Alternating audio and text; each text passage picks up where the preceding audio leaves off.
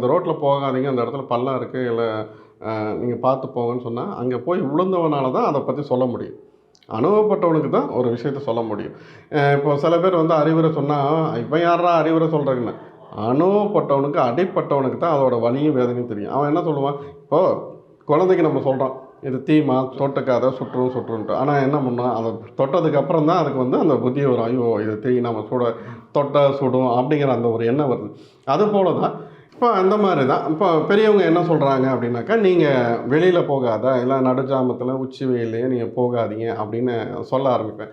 என்ன காரணம் அப்படின்னாக்கா, உச்சி வேளையில் இப்போ என்ன ஆற்றுப்படுகையில் பார்த்திங்கன்னா மோகினியோட ஓட்டம் இருக்கும்.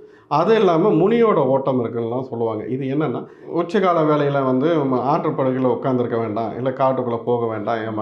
ஏன் அப்படின்னாக்கா, இல்லை முச்சந்தியில் போக வேண்டாம்னா, முச்சந்தியில் இந்த ஆத்மாக்களோட நடமாட்டம் அங்கே இருக்கும். அதை போக இப்போ மோகினியோட நடமாட்டம் வந்து எங்கே இருக்குன்னா, ஆற்றுப்படுகையில் இந்த உச்சிக்கால வேளையில் இருக்குது. இந்த நேரம் போகும்போது ஈஸியாக நம்மக்கிட்ட அன்றிடும். அப்புறம் அது மாதிரி இந்த முச்சந்திலே இன்றைக்கி இருக்க நவநாகரிக உலகத்தில் நம்ம வேலைக்கு போகிறது, பெண்கள் வந்து அவங்களோட சைக்கிளிங் பீரியடில் நீங்கள் வெளியில் போகாதீங்க, இந்த நேரத்தில் போகாதீங்கம்மா. ஏன்னா அந்த ஆத்மாக்கள் டக்குன்னு அவங்கள கூட என்ட்ராகிறதுக்கு அது ஈஸியான வழியாக இருக்கும். இதனால தான் அந்த வேலையை நீங்கள் தவறுங்க, இல்லை போகிறத தவறுங்க அப்படின்னு சொல்கிறது.